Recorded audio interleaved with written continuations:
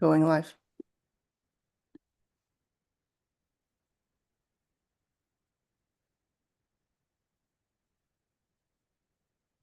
Okay, and we should be live here any second. I know sometimes it takes a minute to connect. Yeah, it's not connecting again. I'm sorry. That's okay.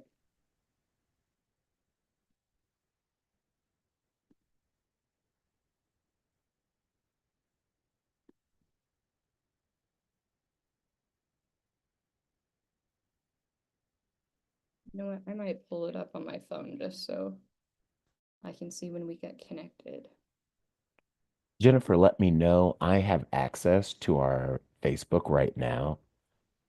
If there's a way I can manually start it, just let me know.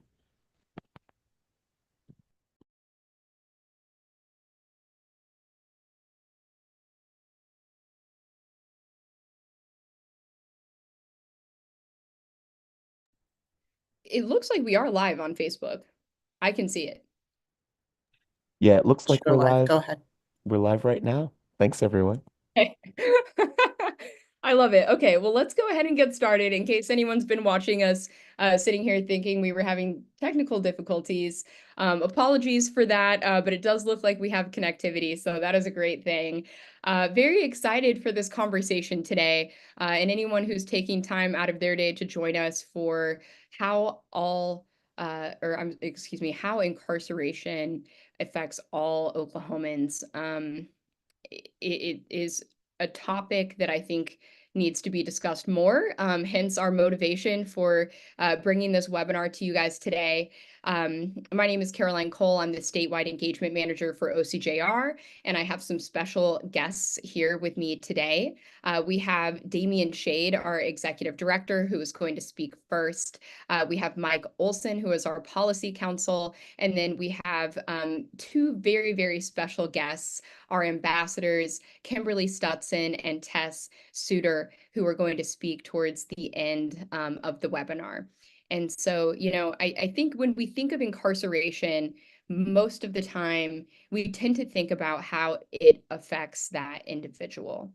And today we really want to shed light on how it impacts our entire state, our communities, families, the economy. I mean, really, the list goes on. And so I hope what you take away from this call today are talking points that you can use with either your family or members of your community, and help educate other people, because truly this is an issue.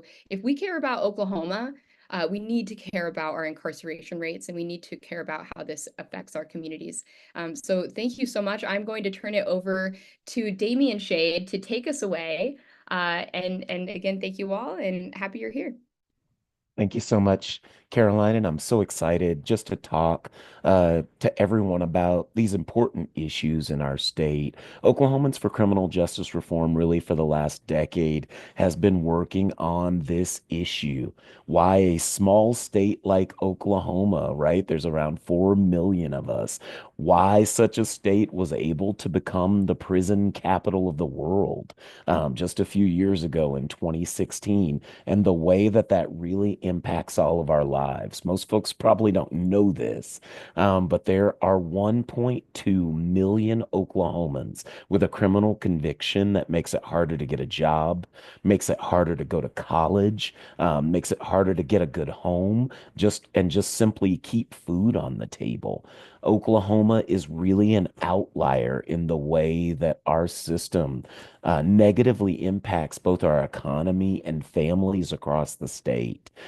In Oklahoma, we incarcerate people for dramatically longer than most of the rest of the nation. More than 8,027 Oklahomans are estimated to have more than a 20-year prison sentence at a cost of $455,000 for an average 20 years in prison, at a cost of $3.7 billion to taxpayers. Thinking about the opportunity cost for our community that those billions of dollars could have had on education, on our mental health and addiction crises, on our long-term infrastructure, and our ability to hire and retain the best and most talented workforce.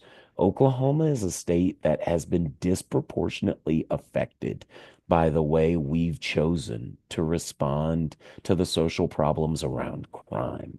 So much of Oklahoma's story is a story about regular people getting pulled into truly terrible situations because our system has been designed poorly.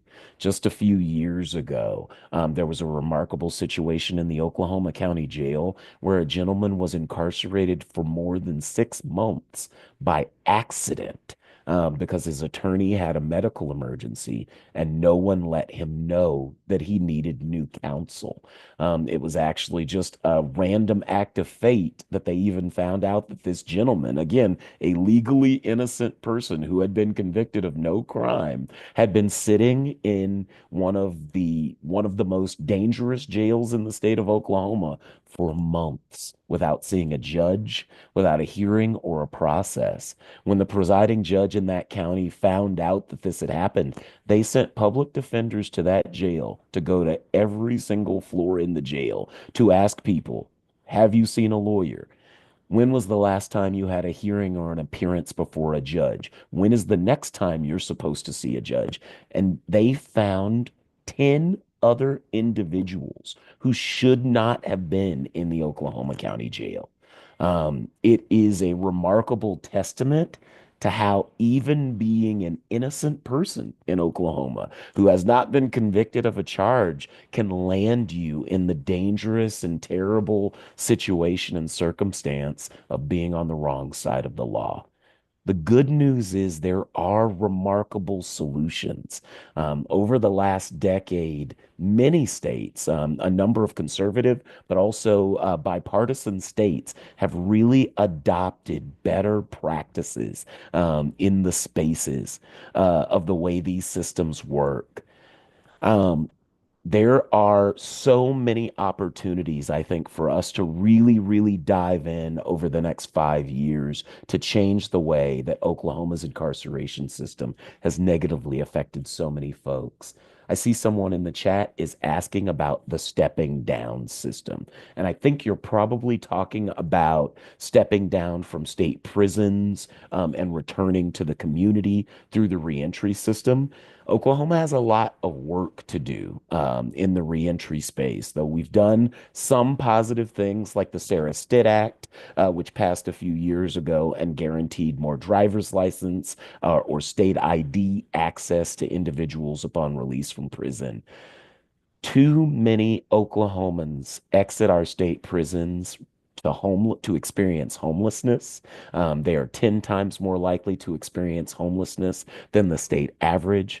Too many people exit our state prisons without addiction or mental health treatment. Right now, there is an effort statewide to really push on Oklahoma's Medicaid expansion, which has created some profound opportunities in the reentry space to really bring medicine assisted treatment, stabilization medicine, care, and therapy to people for the first time. When Medicaid expansion happened in Oklahoma, over 200,000 Oklahomans gained access to critical services and care.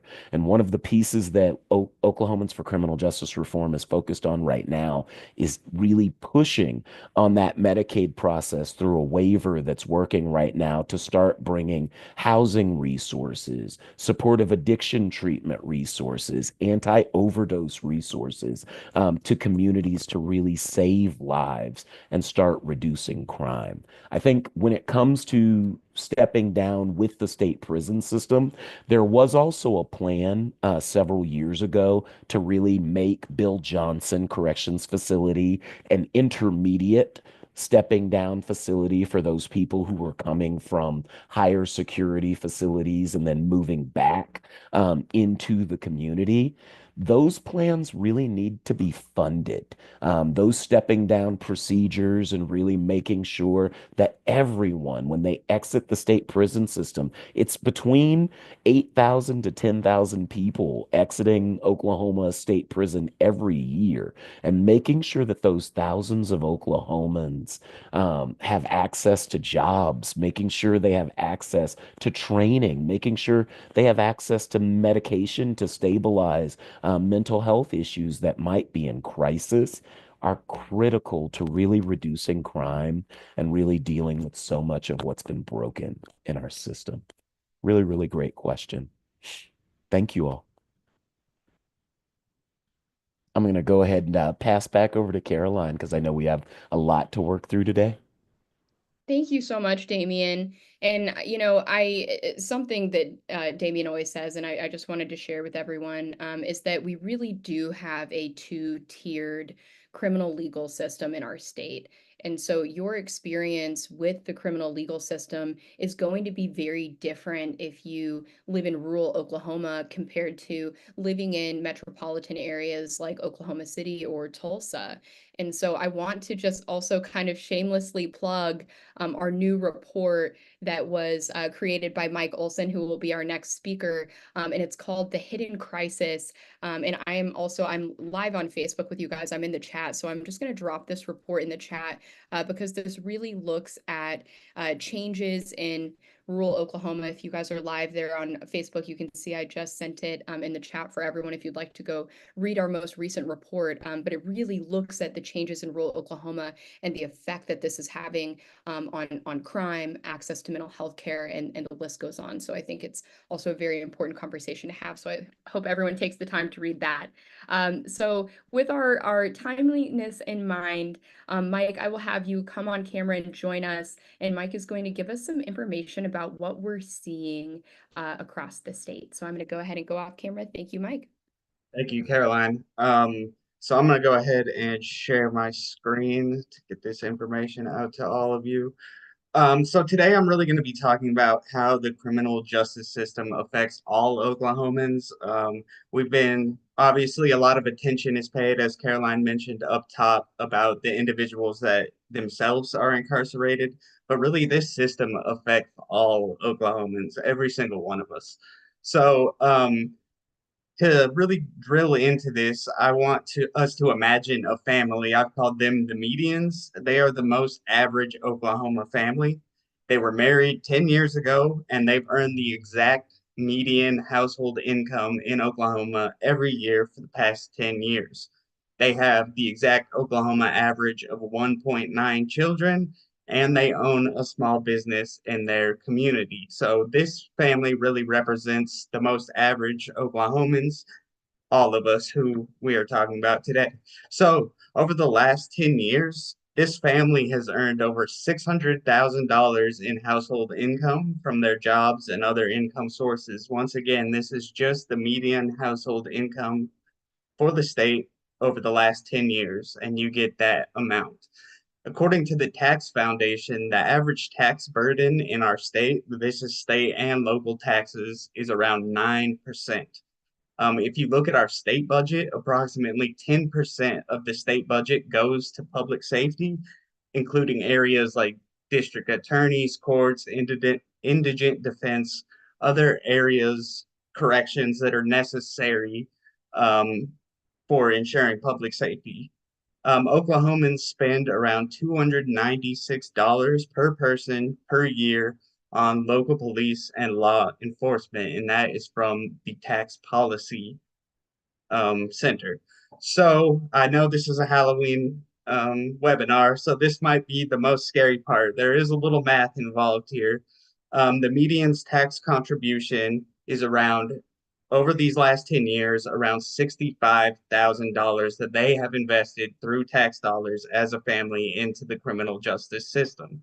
Obviously, this isn't, this is approximation using average levels, so everyone's going to be a little bit different, but just as a median family, we can imagine over the last 10 years, they've invested around $65,000 into the criminal justice system here in Oklahoma. And that's just the tax burden of one family. What about other hidden costs, right? The criminal justice system is estimated to cost more than $100 billion to the public health system. That's from the American Action Forum. And these include things like the cost of injuries while incarcerated, which is high. People that are formerly incarcerated have a 3.5 times higher mortality rate than those that weren't incarcerated, which is a drain also on public health systems.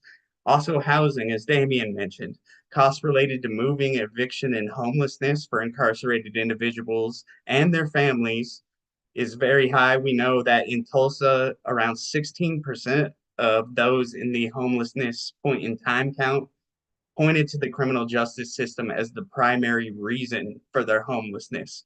And that's not, and then as long as you include the reduction in property values as well that come from high rates of formerly incarcerated people living in a particular area, all those together are estimated to be around $14.8 billion in costs. So when you combine all these together, a study from Washington University in St. Louis estimated that the broader societal costs at $1.2 trillion, that's with a T, trillion dollars of the criminal justice system in our country. So let's drill into these areas a little bit more. What about health costs? Well, people that were incarcerated have much higher prevalence of chronic conditions, including high blood pressure, asthma, diabetes, things of that nature. The people that are incarcerated also have higher rates of mental health problems, including depressive disorder, bipolar, PTSD. So these individuals are in the criminal justice system, which oftentimes lowers their mental health while they're there. And then, as a constant reminder, 95% of individuals that are incarcerated get out at some point.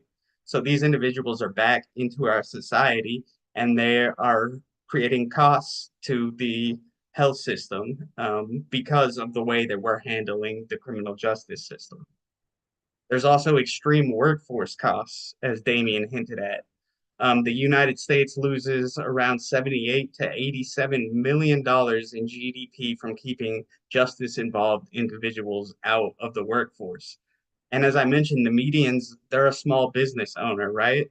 A study in Mississippi showed that criminal convictions lose an estimated $2.7 billion in earnings, which of course hurts its small businesses. It hurts its big businesses. It really hurts the entire state.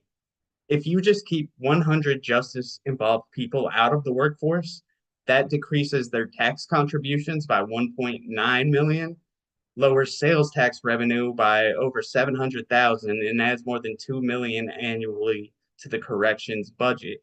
So keeping individuals out of the workforce is just a drain on Oklahoma's economy ultimately. The system also tends to perpetuate poverty, right? Individuals enter prison due to poverty. Around 85% of criminal defendants are indigent, meaning they cannot afford a lawyer. So we're talking about a demographic that generally is more poor than the average population. And then they get into the prisons and then they're exited out. And this system tends to perpetuate that poverty, right? The cost of foregone wages while people are incarcerated combined with that lifetime reduction in earnings is estimated to be at more than $300 billion lost. 55% of former prisoners had any earnings in the year following release, meaning 45% of prisoners released have zero earnings in the year following release. And only 20% of those, or 11% of the total population, earned more than the federal minimum wage. So even those that do have jobs have low quality jobs. And this is a problem because family income for children is highly associated with future incarceration. For example, there's more individuals in prison in our country coming from the poorest 1% of families than the top 15% of wealthiest families combined. 10% of incarcerated people's children don't finish high school or attend college, which is double the national rate. And oftentimes they're forced to leave school and enter the labor force early. The reduced educational attainment and the subsequent reduction in wages that comes from low educational attainment is estimated to be around a $30 billion loss. So let's look at this in a concrete terms. The medians, as I mentioned, they have a child that goes to an elementary school that has the average Oklahoma class size of 19.7 because they are the medians, they are average. Around 12% of Oklahoma children have ever had a parent incarcerated. And that means that 2 of the classmates of the median's child have at least one parent that has been incarcerated. Children of incarcerated mothers are 70% more likely to experience adverse childhood experiences, and that could be anything from witnessing violence to witnessing substance abuse in the home, things of that nature. Likewise, those with a high number of ACEs during their own childhood are more likely to go to prison. 59.9% of female prisoners reported experiencing 4 or more ACEs during their own childhood, and that's compared to just 8% of the general population. So not only are they having these negative experiences in childhood, but down the line, that is increasing their own likelihood of going to prison as well. And of course, parental incarceration has a truly disastrous effect on the financial resources dedicated to children. A study I read in preparation for this showed that mass incarceration at the county level significantly increases child poverty rates. So what happens to these 2 children, right? Well, due to the economic pressures, these 2 classmates have to move to a different neighborhood that has lower property values. They're forced to rent and survive on a single income while one parent is incarcerated. Well, we know living in these sorts of neighborhoods are don't do well for the economic mobility of children. A study showed that descendants of poor families living in these low mobility areas will take 4 generations to meet the area's mean income to be at the level of the medians. It'll take 4 generations for those 2 children compared to 3 generations for other children that don't live in that specific neighborhood. Those neighborhoods also have increased violence in their neighborhood setting. In Chicago, 1 standard deviation increase in disadvantage is associated with a 40% increase in homicide rate. Another study in over 150 American cities found that the strongest indicator of violent crime rates across cities was concentrated disadvantage, meaning how spatially concentrated the poverty is. And we know that exposure to violence as an adolescent really affects the development of the brain. The areas of the brain that are responsible for stress responses are really essential, obviously, in an evolutionary sense. They keep us safe, but chronic activation due to chronic stress can predispose individuals to psychological and health problems. For example, 1 study showed that children show decreased verbal memory and decline in explicit memory due to exposure to violence as a youth. So the question becomes, well, what do the medians want? What do average Oklahomans want? Well, they want a functioning criminal justice system. And what are the hallmarks of that?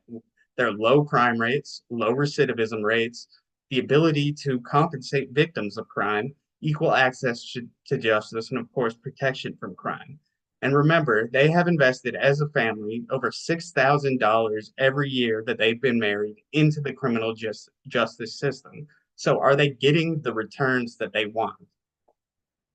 Well, the short answer is no. Oklahoma is not safer than most of the states in our country. We have a 10% higher violent crime rate than the national average, 19% higher property crime rate than the national average, and a 67% higher burglary rate than the national average. So the question obviously becomes, well, does incarceration reduce crime at a cost-effective rate? 1 study found that a 10% increase in incarceration led to just a decrease of crime of 2%. And yes, that is a decrease in crime, but is it at a level that is cost-effective? For example, in California, they showed in a natural experiment that 1 additional year of incarceration had no effect on violent crime, but it did lead to a decrease in 1 to 2 property crimes per prisoner. But based on how expensive incarceration is, the studies calculated calculations show that this was actually a net loss of around $40,000 per prisoner. So when we think about incarceration, there's really three main methods in which they could reduce crime, right? Rehabilitation, but we know that nationally, 68% of prisoners released are rearrested within 3 years, 77 are rearrested within 5 years. So, how effective is this system at rehabilitation when 77% of individuals are re entering the criminal justice system within 5 years? The other idea is incapacitation, which means we keep them off the streets while they're about to commit crimes, right? Just keep them away from the public so they can't be out actively committing crimes. Well, that owes a great deal to the crime curve, which states that individuals peak in criminal behavior in their early 20s and they get less likely to engage in criminal behavior as they age. Well, Oklahoma imprisons individuals over the age of 65 at a rate 72% higher than the national average. And the final method is deterrence, which shows because these sentences exist, individuals won't commit crimes because they're scared of the punishment, right? Well, all the scientific literature shows that individuals are concerned with whether they will be caught when they're thinking about committing a crime than what the sentence will be. So the deterrence of this is ultimately limited by how effective we are at catching criminals. So, does the system make victims whole? The short answer is also no. Victim restitution, only 11% was collected in Colorado, for example, and you can see how much outstanding restitution that has been identified as uncollectible. That's around 89% of all restitution. So, in order to make up this gap, states have created victims' compensation funds, which is funded through fines and fees, inmate wages, and private donations.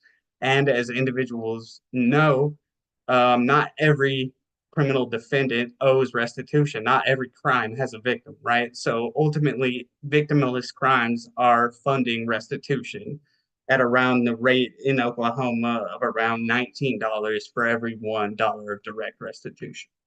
So, as we've explored today, the challenges within Oklahoma's criminal justice system really impact every aspect of our community, from our tax dollars to the future of our families and neighborhoods. This also brings with it unique opportunities, though.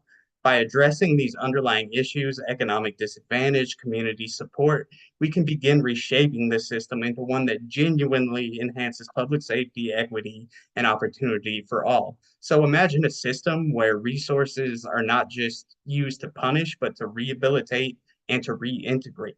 Picture a future where families like the medians can see the benefits of a safer community and where children have a brighter outlook, free from the cascading effects of crime and incarceration.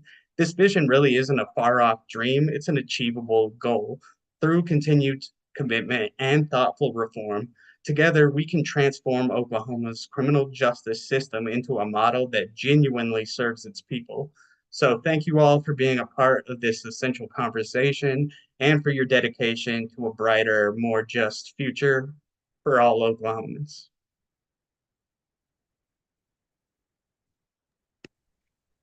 Thank you so much, Mike. And, I wanted to share something that you had actually said when we were at an event the other day. And you had said, if we want to be tough on crime, we're not being tough on crime right now because the data shows that the methods that we've used are actually not effective.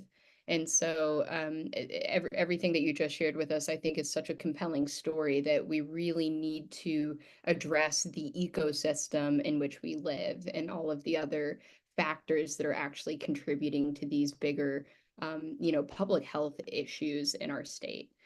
Thank you so much, Mike. So, one of the ways that we as OCJR really feels that we can make that world a possibility is by making sure that people who have lived experience in the criminal legal system have a seat at the table, right? Because they know better than anybody what's wrong with our system and what actually would have served them better, or what's working, and what's not working, of course. And so I'm going to ask, we have two special guests, very special. I'm so excited that you all get to meet them today. We have Tess Suter and Kimberly Stutson. And if you both wouldn't mind turning your cameras on so everyone can see you. And so Tess and Kimberly are two of our ambassadors. Every year we have an ambassador cohort that is a year-long program where we work with people who have been impacted by the criminal legal system in our state. And we, in that cohort, teach them how to be advocates. And so we cover everything from public speaking to the legislative process and policy, and getting into the brass tacks of what that looks like. And so Kimberly and Tess are both a part of our program for this year. We started back in August, so let's see, we're about in the third month, about to start our fourth month in the program. So I'm so excited. Everyone give a virtual round of applause to Tess and Kimberly for joining us. So I'm going to ask them a few questions. I want you both, I want you all to hear both of their stories and what they are working on now. So we are going to start with Tess, and then we will shift over to Kimberly. And so, Tess, would you mind just share with us, tell us a little bit about your story? So I spent 6 years in prison. And I would just rather read this. Can I just do that? Okay. Okay. My name is Tess. Spending over 6 years away from my family really takes a toll. So when I tell you I was totally present in the backyard with my son as he jumped on the trampoline, I mean it. It was beautiful outside. I was at home. We were laughing as I was dodging the stream from his water guns. Our dog was playing. It was a dream come true. Everything I had been praying for so many years had come to fruition. I felt like I had made it, like this is it. This is what happiness is. My phone got a text and I checked it. It was super long.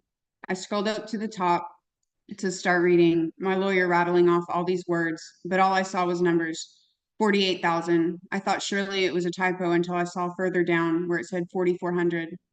I got tunnel vision, and it's like my dream come true just faded to black around me, and all I could see was my phone with the devastating news that I owed over $50,000.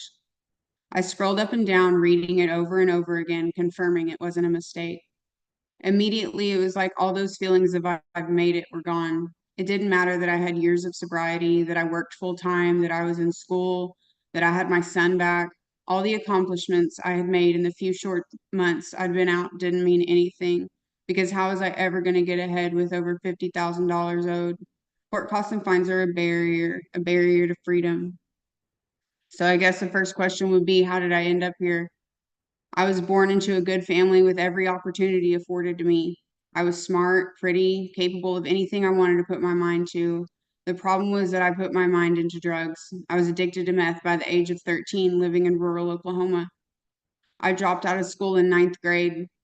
There was no such thing as treatment in Seminole County. I haven't lived at home since I was 15. I chose abusive relationship after abusive relationship and never felt worthy of anything better. I ended up pregnant at 23 and went home to live with my grandmother and got it together for a few years and raised my son until my grandmother passed, at which point I went back to what was familiar, another abusive man. My mother took my son and I was in prison by the end of the year. While in prison, I grew up. I learned the truth about myself. I learned that I was worth more. I took advantage of every class and program available to me. I educated myself and read every book that I could gain knowledge from. I found the RISE program in 2021 and it changed my life. Cosmetology gave me direction. My mission was to become financially independent, to take care of myself and son through a career in cosmetology. I knew when I got to prison, my goal was to not depend on a man when I got out, but I didn't know how. RISE gave me that answer. Christy Luther has been the biggest positive impact on my life, greater than anyone else except probably Jesus.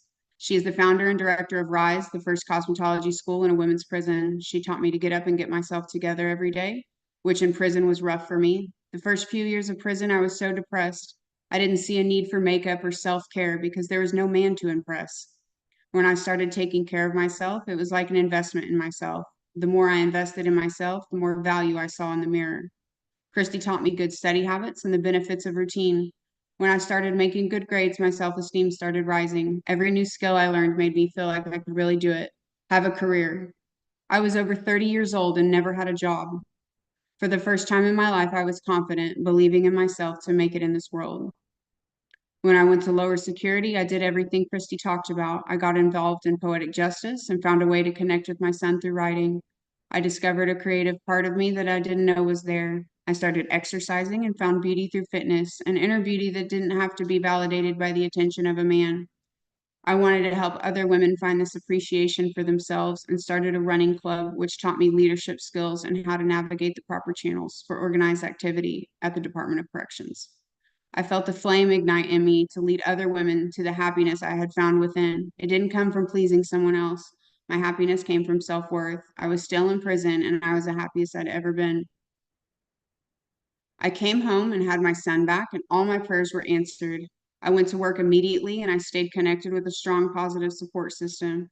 I got involved with OCJR and saw how their policy reforms directly affected me in my life.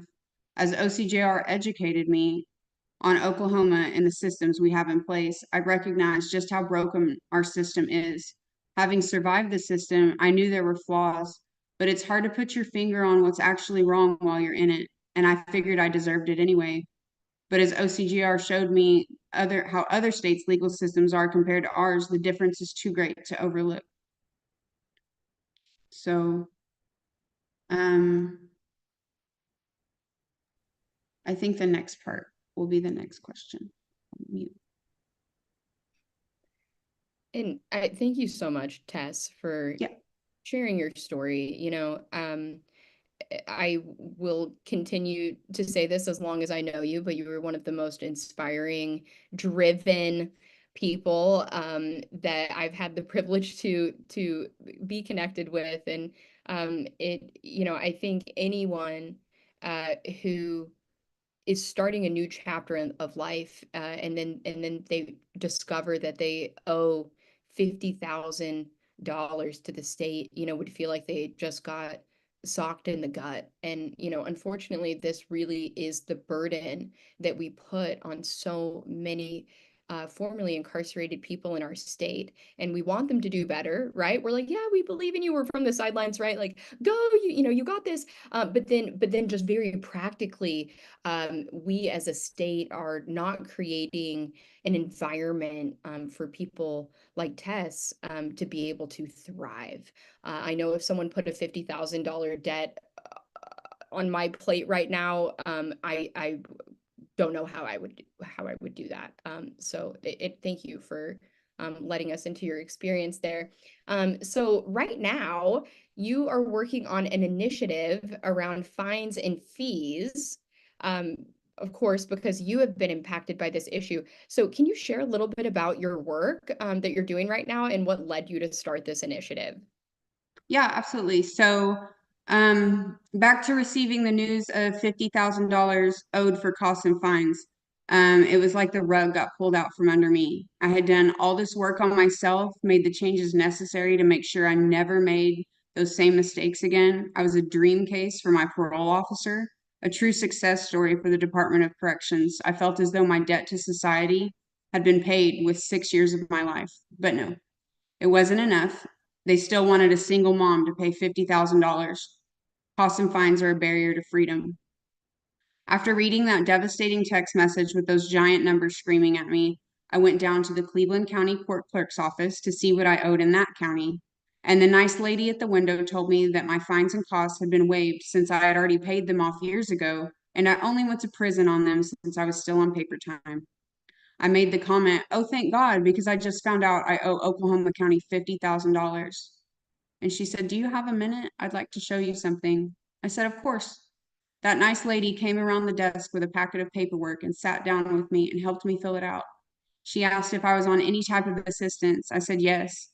She told me that Stitt had signed something that went into effect November of last year, making anyone on assistance eligible to have their fines and costs waived. I started crying and thanking her. She told me what to do, and I did it. I called the court clerk's offices and made court dates and appeared in 2 counties and struck the same deal in both.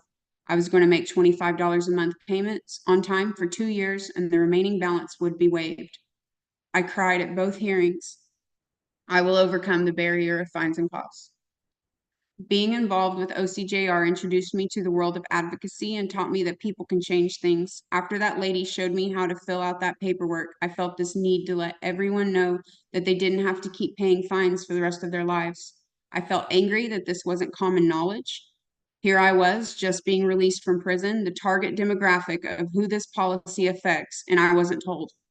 If it weren't for the comment I made and the grace that lady showed me, I wouldn't have known about any of this. Christy always says, if you see a need, then you are being called. Costs and fines are a barrier that can be overcome. I have helped half a dozen justice impacted individuals file their affidavit regarding ability to pay and got them on track to relief from this financial burden so they can move on with their lives and get ahead, enjoying the success of their freedom.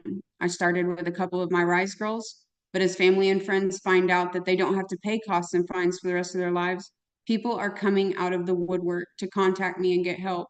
It's empowering because they can do it themselves, be proactive in their own future. It's a success in itself to stay out and stay sober, and it's hard to enjoy that success with insurmountable debt. Fines and costs are a barrier to freedom. Thank you, Tess. I so admire you, seeing this problem, right? We have people who are coming out, they're, re-entering society and trying to get their lives together so they can move on and move forward. And so luckily we do have this waiver program that can help people reduce their fines and fees, but oftentimes navigating that system itself to even apply or fill out the paperwork or things like that can be also, a barrier to receiving that kind of support. So I love how you saw like this need. You're like, wait a second. I didn't even know that this paperwork existed, or this can definitely be challenging for people to navigate that. And you stepped in and offered that incredible service to folks. So I'm always so impressed with you and the work that you're doing.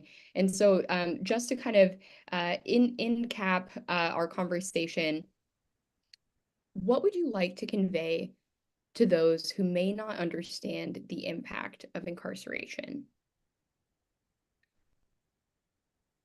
When you're incarcerated, it impacts your whole family, it impacts your community, and everyone, most people have a stereotype in mind of the type of people that they are locking up. And like, why can't they just do better? Well, when I got released, I could barely use my cell phone. You don't have soft skills training whenever you're living on the streets like an addict. The simple part of waking up in the morning and brushing your teeth and getting ready for your day, that's not a thing. It's not a set schedule. You don't know how to use your calendar. You don't know how to make appointments. You don't know how to walk in and talk to regular people about getting a job. Well, why don't you just walk in there and get a job? The thought of talking to somebody regular is so terrifying because you don't feel worthy of their time or their presence. So I am a soccer mom, I'm a recovering addict, I'm a waitress, and now I'm a cosmetologist. Those are the people that you're taxing with this $50,000 debt. Is that fair? Is that fair? I know in my heart that I will never go back to prison. Do I just need to keep paying for that? Yeah, that's so spot on. I mean, truly, at what point do we say, okay, Right. justice has been served, and so you can move on with your life. So thank you so much, Tess. We are going to now invite Kimberly to join the conversation. Kimberly, I know you are traveling right now, and so thank you so much for making yourself available for this. I hope you're safe where you're located right now. So Kimberly and I met at an expungement expo, and when I heard Kimberly's story, my jaw hit the floor. Kimberly, let's start there. Tell us a little bit about your background and what led you to want to be an OCJR ambassador. Okay, my name is Kimberly Stetson. Can you hear me okay? Yeah, you sound great. Okay. So my name is Kimberly Stetson. In 1993, I was sentenced to 10 years for drug trafficking, after which I did 3 years in prison. So I was incarcerated for 3 years. I came home for 2 years. So when you first come home, you've already have this stigma, like, nobody really wants to hire you because you are an ex-felon. You just got out of jail. Like, nobody wants to hire you. You're thinking, you don't want to put this on your application because they're already going to prejudge you and not hire you. So when you first get out and that's happening, you're thinking like, okay, well, over in time, like, one day this is going to all be over. Like, it's going to all pass. They're going to stop looking at that. Well, this is 2004 and they're still looking. I had somebody in 22 look at my application and deny me for a job because of my record from 1993. So when I went to the expungement, sponsored by the Urban League, shout out to the Urban League, and I saw the clean slate. When you first go to sign up for the expungement, they tell you that you got to attend a class. And I kept thinking to myself, like, what kind of class am I going to attend? Like, I don't even know. But something just led me over to the words clean slate, and I wanted to know more about it. And when I started talking to Caroline, and she started telling me about, laws changing to have everybody's have your record wiped out for nonviolent offenders after so long, I really caught my attention because I thought, like, I didn't know what it was going to take for it to finally be off where people couldn't look at my record anymore. Like, I really didn't have an idea. But after talking to Caroline, I just knew that anybody that was out there fighting to get laws changed, like, I wanted to be a part of this group. And so that's what led me to OCJ, is just 30 years of having my background stopping me from excelling and being all I can be. Yeah, I mean, that hit me when you said that to me. I mean, 30 years of living with that pressure and fear of being in any job position and thinking, oh my gosh, if, you've worked there, and you told me about one experience where you had been in a position at a job for a couple of years, and then randomly they decided to go and do background checks. And because in our state, we have this policy where we can like look back for any amount of time, right? There's a lot of states where they just look back for 7 years or for a certain number of years, but here in our state, they can look back over your entire lifetime. And I mean, it's just, yeah, your story has always blown me away with what that pressure must be, and also just always having to have that in the back of your mind as you navigate anything throughout your life. And so let's move into the next question, because that's actually, I'd love for you to elaborate a little bit more about that. So what impact has this had on your life? Just like you said, Caroline, because Oklahoma is a forever state, like, your record is looked at forever. Like, there is no cutoff line for it. But like you also said, like, I have worked at a job for 2 years and ownership switched. They're going to do background checks. And at that point, I'm out of a job. It didn't matter my work ethic, my attendance, none of that mattered. It was all they looked at was that background. And that, at that time, that was 20 years ago. There was no way you could still say that, because it seems like that my work ethic would have stood for more than what my 20-year piece of paper, what the paper said I did 20 years ago. So it has just really been like always being afraid, like you're afraid to apply for a higher position. You're afraid to go after certain jobs just because you're always thinking like, oh, are they going to run a background check? You're sitting there, you're reading applications with a fine tooth comb to see if they say forever or if they say they're only going back 7 years, and some jobs do only go back 7 years, but if the job says ever, if the application says ever, and Oklahoma being a forever state, they can still see that and they can still look at it and it's still being used against someone. So I'm a witness to that. Yeah, and I just want to really take a moment to acknowledge you, Kimberly, because when you had joined the cohort, a few weeks into the cohort, one of the things that Kimberly had shared with me is that, she had spent the last 30 years of her life really trying to. Oh, did I I'm freeze? sorry, you froze. I didn't know if it was your phone or mine. Okay, can anyone else confirm if I froze or not, or if I need to repeat anything I just said? I think we can see you now. I think you may have just had latency for a moment. Okay. So, one of the things, Kimberly, that you shared with me that I thought was so profound and powerful is how, you've lived for the past 30 years really trying to almost hide your record from yourself, even because it's been something that has been a point of shame for you. And so I find so much inspiration from you in your advocacy journey because it's also an emotional journey, right? This is about being able to look at your past and say, I didn't deserve that, and I don't deserve to have this haunt me, for the rest of my life. And so, so for our final question, so many Hold on, people. Caroline. I'm having some troubles. Oh, are you having some difficulty? Okay. Yeah, I think I got you back. Go ahead now. Okay. Can you hear me? Yes. Okay. So for our final question, there are so many people in Oklahoma who are deprived of opportunities because of their records. What do you wish more Oklahomans understood about this issue?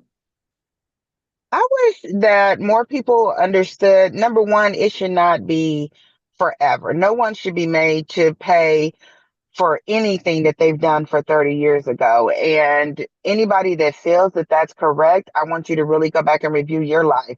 Like 30 years ago, can you honestly say for everything you've done, that it was all perfect in life? Like, no, things happen, but nobody should pay for anything after 30 years. I don't know what the timeline should be, but I know it definitely should not be 30 years or in the state of Oklahoma forever. So Yeah. I would like to see like the just more and more people being like, more understanding that if you do see someone that had a criminal record 30 years ago, why are you still holding that against that person? Go with whatever you can, if you're getting references, strong references, if you're seeing a strong work ethic out of that person, go with that, not go with something that's on paper from 30 years ago.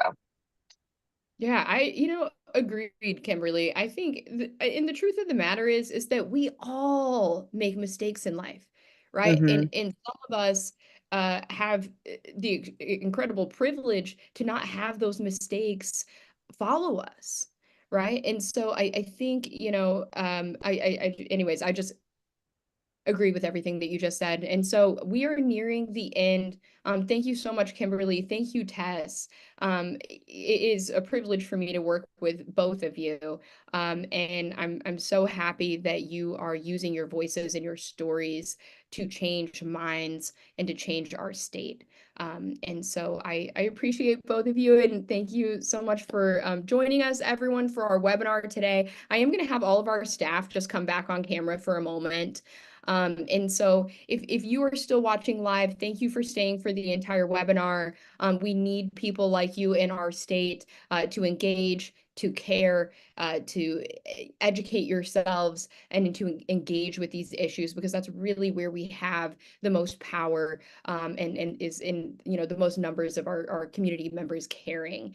And so I want to just take a moment. Thank you so much, everyone who's a part of OCJR staff and our ambassadors for putting together this webinar. And, one of our main values as an organization is to make sure that stakeholders and our community members in our state have accurate information And so luckily we lean a lot on Mike to pull that data and to put it together in a way that can make sense to us. And when we have that accurate information, it can really help us come up with more effective solutions, right? We need more effective solutions. So if you support the work that we are doing, we are going to ask you today to just support us with a donation. And I'm going to put that link to where you can donate in the chat. Oh, hold on, I lost it for a second. Give me 2 seconds. Here we go, copy. I'm going to put that in the chat on Facebook. If you are watching the recording of this, you're not watching this live, you're watching the recording. I will also send out a link if you feel compelled to support us and to donate to the work that we're doing. I will also put a link in that email as well. And know that any dollar truly counts, truly. So thank you all so much. Stay connected with us. We're going to have lots of events like this in the future. We would love to see you there. Also, feel free to go to our website, okjusticereform.org. We have lots of different blogs and research reports. Just go knock yourself out. There's a lot there. Enjoy the content and follow us on socials.